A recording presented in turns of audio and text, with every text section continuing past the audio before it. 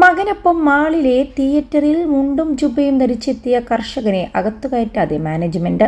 കർണാടകയിലെ മഗാഡി മെയിൻ റോഡിലെ GD മാളിൽ ചൊവ്വാഴ്ച വൈകുന്നേരം 6-നാണ് സംഭവം. മകൻ നാഗരാജിനൊപ്പം മൾട്ടിപ്ലക്സ് തിയേറ്ററിൽ സിനിമ കാണാനെത്തിയ ഫക്കീരപ്പൻ എന്ന കർഷകനാണ് വസ്ത്രധാരണത്തിന്റെ പേരിൽ ദുരനുഭവം ഉണ്ടായത്. ജുബയും മുണ്ടും ടർബനുമായിരുന്നു വയോധികന്റെ വേഷം. എന്നാൽ ഇതൊന്നും ധരിച്ച് മാളിനുള്ളിലേക്ക് കയറാനാവില്ലെന്ന് അധികൃതർ പറയുകയായിരുന്നു.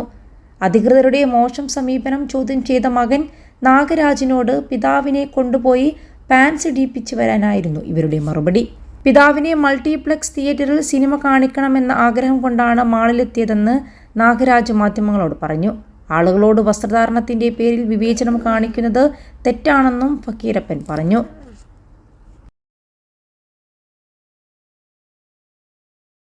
Al Salama Eye Hospital,